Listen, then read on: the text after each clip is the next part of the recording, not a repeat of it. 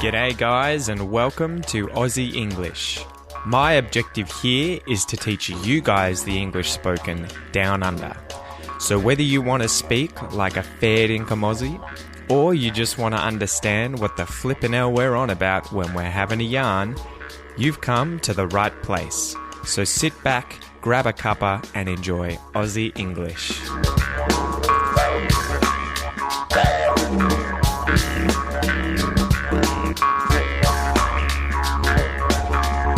What's up guys? Here's a little surprise for today.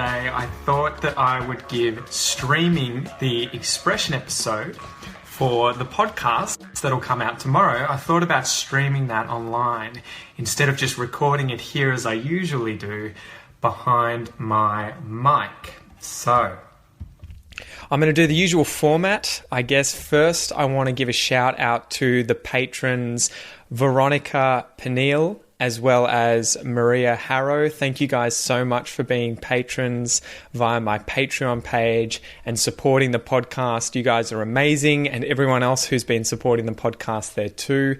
Thank you so much. Crazy fact about Australia. I thought I would start introducing these more at the start of these podcast episodes. Australia is as wide as the distance between London to Moscow. So if you're from Europe and you know where London is in England and you know where Moscow is in Russia, Australia's width goes from London to Moscow. So how crazy is that? Anyway, give me a thumbs up, give me a love heart if you guys can hear me okay, if the audio is okay via the live feed, and if you can, give it a quick share, because I'm going to do that now quickly just to give it a bit of a boost on Facebook. And then we can get into the expression episode for today. But let me know what you think. Would you like these expression episodes to be streamed on Facebook live so that you guys can interact with me during and at the ends of these episodes? So I'll just give this a quick share. All right. So today's expression is to let someone off the hook. To let someone off the hook. And I'm getting these suggested in the Aussie English Virtual Classroom now. So I'm actually setting it up with a poll each week where any expressions that are suggested, I'll put in the poll and you guys get to vote on which expression I do. And so this one this week is to let someone off the hook, and it was picked or suggested by Lale. And then you guys in the group all voted for this one to be this week's expression. So as usual, guys, let's dive in and define the different words or the different verbs, nouns, everything inside the expression. The verb to let, if you let someone do something, you're allowing the person to do something. So it means to allow. You're permitting the person to do something. So it also means that you permit the person to do something. You could let someone go outside. You could let your friends come over. You could let people out of a classroom at the end of the day. So it's just allowing them to leave, permitting them to leave, permitting them to do something, allowing them to do something. When we turn this into a phrasal verb and we say to let off instead of just to let, this means to release something. So if you let someone off for something, it means that you release them of, I guess, responsibility of that thing. So you let them off. It can also mean to emit something. So if you let off a smell or you let off a sound, it means that you emit the sound or the smell. So it's coming away from you. You're releasing it. So that's to let off, The hook, a hook is a curved piece of wire that is often used for catching animals or for hanging things on. So a hook is this shape, a hook, and often it has a little sharp end with what we call a barb, and we'll use it on the end of a fishing rod, for example. We cast out the hook, we pull it in when we catch something on the end of it. So that's what a hook is, a curved piece of wire that will be used to catch animals, and we might use it for hanging clothes on as well. If we come inside, we might take our hat off and hook the hat up or hook our jacket up. That's what a hook is. When we combine all of this together to form the expression to let someone off the hook, you've got to imagine in your head that this person is stuck up on a hook. Imagine like a hat or a coat. They're on the hook. And the hook in this expression would be like trouble, that they're facing punishment. And if you let them off the hook, you're allowing them to avoid blame for something, avoid responsibility for something, and avoid obligation to do something that might be not what they want, right? So let's go through some examples for the expression to let someone off the hook. As usual, guys, I've got 3 examples here for you. Imagine the first one is that you are a kid in a classroom and you're doing some naughty stuff. Maybe you're swearing, you're throwing paper planes, maybe you're writing some notes and you're passing them to your friends. You know, maybe you've got a crush on the girl at the front of the class and you've written her name down and a love heart and you've passed it to her. You've gotten in trouble because the teacher's seen you doing all this naughty stuff, or he's heard you swearing and has said, all right, I'm going to give you detention for misbehaving. You've been misbehaving, you've been doing the wrong thing, and I'm going to give you detention. Come and see me at the end of the class, and I'm going to hold you in after class during lunch. So imagine that you do that. The class finishes, you go up, and at the end he says, you know what, forget about it. I'm going to let you off the hook.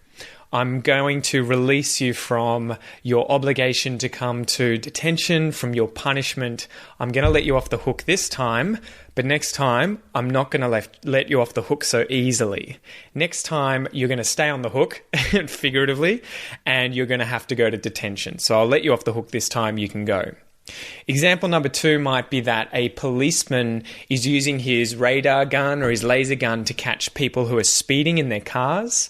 So you've got a policeman, he's on the side of the road, he's hidden somewhere, he's obscured from view. The car's driving really fast, can't see him. So they're driving along and maybe they're doing 5 kilometers over the speed limit. So they're doing 105 in a 100 zone. Maybe they're doing 150 in a 100 zone, although you're probably not going to get let off the hook in this case if you did 150 in a 100 zone. But say you're doing a few kilometers above the speed limit and you get pulled over and the cop says, how fast were you driving, mate? How fast do you think you were going? And you said, I don't know, 103. I know it's a 100 zone. I'm really sorry. But yeah, maybe 103. And he says, yeah, it was actually 103. Look, it's not that bad. I'm not going to give you a fine this time. I'm going to let you off the hook, but I'm going to give you a warning and I want you to be careful next time not to speed. If you were doing 150, so half the speed again in a 100 zone, I doubt that the policeman would ever let you off. You would go possibly to jail for that amount of speed over the limit. You'd get in quite a bit of trouble. He would not let you off the hook with a warning in that case. So that's the second example. Number 3, imagine that you're arrested by a policeman. They come to your house at night and they say, we're arresting you for murder. You've been implicated in a murder that's happened. We're taking you to jail. You know you're innocent. You've said, look, I didn't do it. I'm innocent. I didn't murder anyone. The police investigate further. They do more investigation and they find the culprit. They find the criminal who actually committed the murder. They find the real guy and they arrest him and then they let you off the hook. So this time, it's not so much that you've done anything wrong and you're escaping punishment, but you're escaping punishment for something that they thought you had done. But this time they're letting you off the hook because they found the real culprit. They found the real criminal that did the thing. So that's the idea. To let off the hook is to escape punishment, to escape obligation, to be released from something. And it's commonly used everywhere, guys. All English speakers everywhere will know the phrase to let off the hook. So as usual, let's do some listen and repeat exercises, guys. It's, I guess, as usual on the podcast, although I've never done this, obviously, via streaming to you guys. So now is your chance to do some listen and repeat exercises with me right here.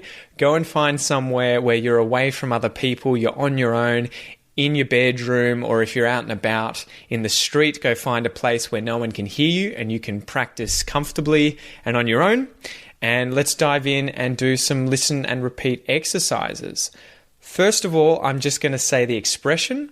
I'll break it apart and then repeat it a few times.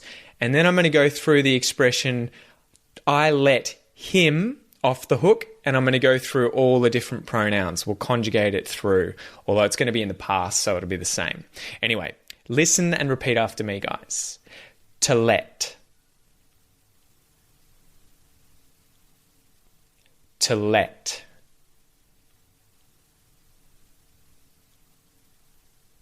To let.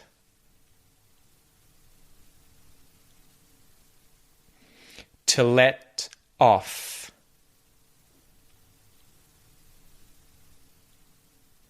To let off.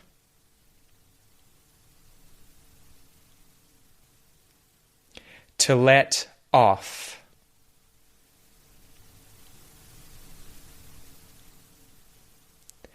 To let off the hook.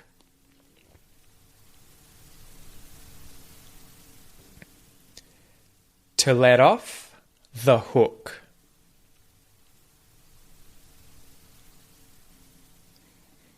To let off the hook.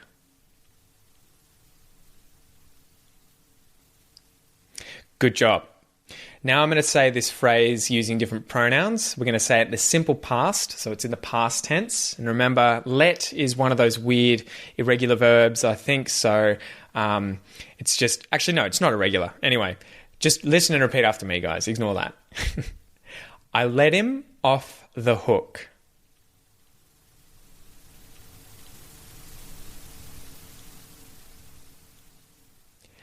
You let him off the hook.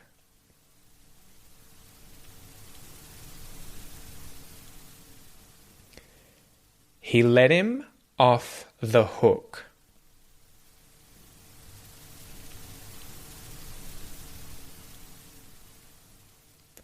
She let him off the hook.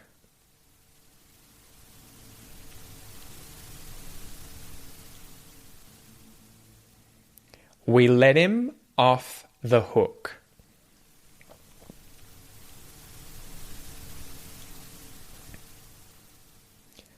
They let him off the hook.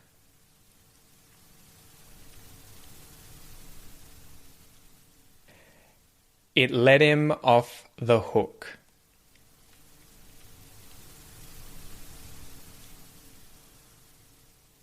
Good job, guys. Good job. It does feel a bit weird doing that in front of the camera here because usually when I do these, I actually say them really quickly, like with no gap between them. I'll say, I let him off the hook, you let him off the hook, he let him off the hook, and then I insert space in between. So it feels really weird to kind of sit here in silence, but I hope you enjoyed it. Now let's go through the pronunciation and connected speech side of this episode. I want to draw your attention. I want to get your attention. I want you to focus on 2 points in the expression that we just went over here. To let him off the hook, you let him off the hook, he let him off the hook, etc. There's 2 cool things that are happening here in English. The first thing is H deletion. H deletion. So what's happening there is that the H at the start of the word him is disappearing. And we do this quite a bit when words like him or her are said really quickly in the middle of a sentence. We'll get rid of the H. So you will have heard me say, I let him off the hook. You let him off. Let him. There's no let him. It's let him. You'll also hear this when I say things like, I can see her. You can watch him. He can call her. I said to him. So the H disappears. So when you go back and listen to this, check out whether or not you can hear the H when I'm speaking really quickly there like a native. The second thing that I want to draw your attention to is the T flap.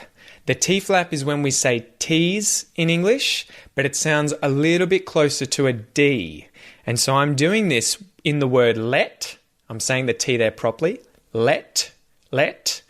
When the T is followed by a vowel sound, let him, you'll hear there that I'm not saying let him, I'm saying let him. Let him. and that's the T flap in English. And so we'll do the listen and repeat exercise one more time, and I want you to pay attention to the T flap at the end of let. It's going to be let him. And I want you to pay attention to getting rid of the H at the start of the word him. So let's do it one more time, guys, and then we'll finish up. And if you have any questions, this will be interesting. For the first time, one of these expression episodes is live. You guys can ask me questions straight away about this expression, about this pronunciation, and we can get through some of those questions. So let's go through. Listen and repeat after me again, guys. And pay attention to the T flap, let him, and getting rid of the H deletion at the start of him. It just sounds like im. Let's go. I let him off the hook.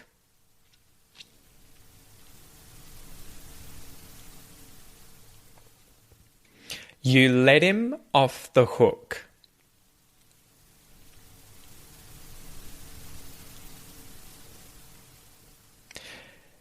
He let him off the hook.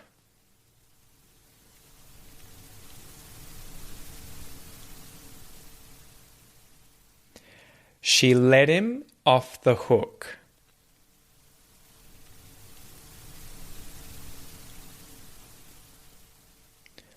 We let him off the hook.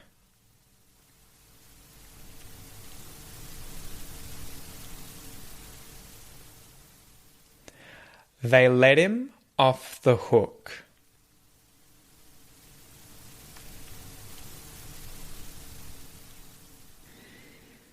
It let him off the hook.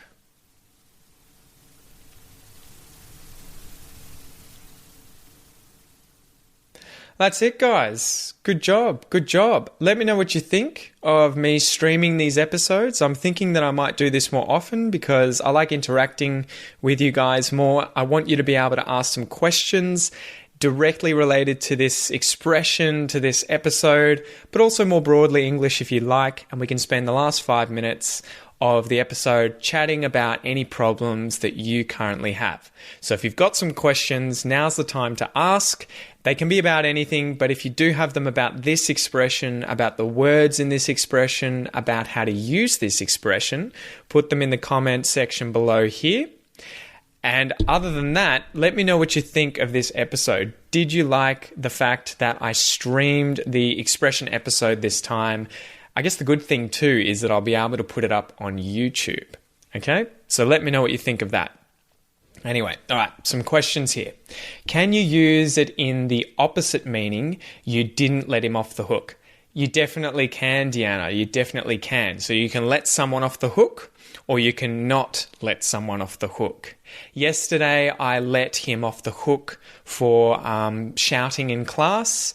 Or you could say, yesterday, I didn't let him off the hook for shouting in class. So yeah, you can definitely say it in the positive, I let him off the hook.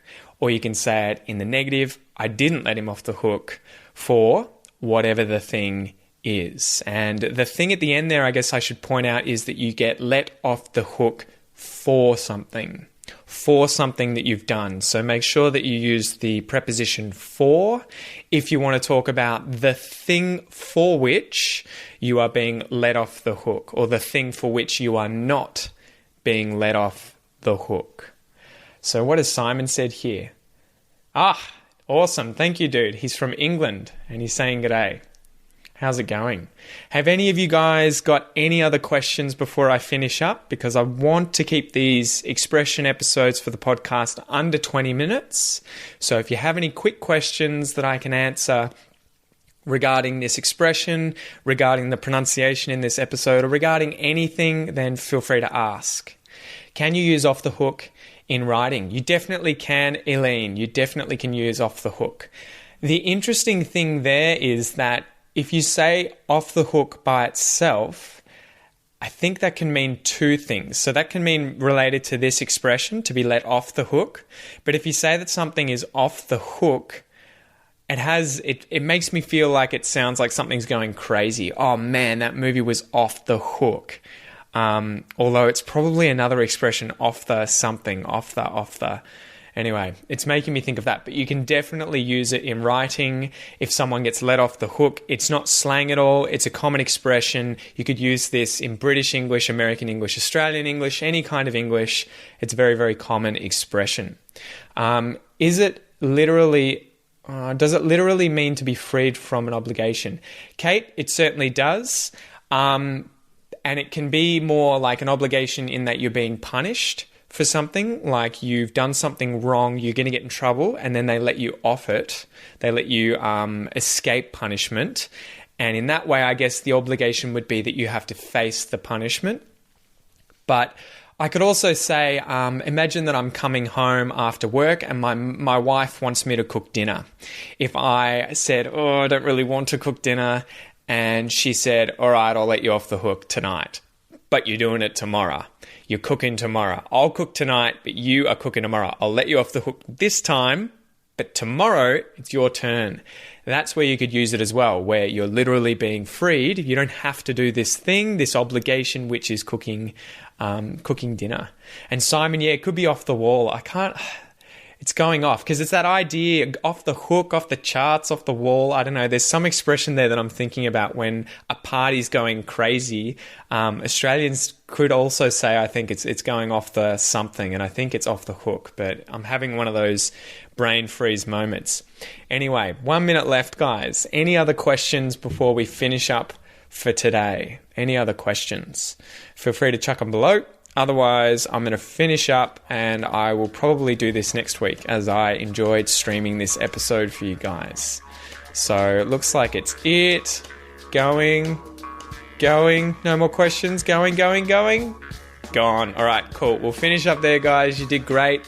Thanks for joining me. Again, give it a share, give it a like if you want to support the channel and spread the word. And if you want all the bonus content for this episode, all the extra exercises for pronunciation, grammar, phrasal verbs, the vocab that's used here, sign up to be a member in the Aussie English classroom at the AussieEnglishPodcast.com. You can try it for $1 for the first 4 lessons for a month. Give it a go. Let me know what you think, and I'll see you in class. See you guys.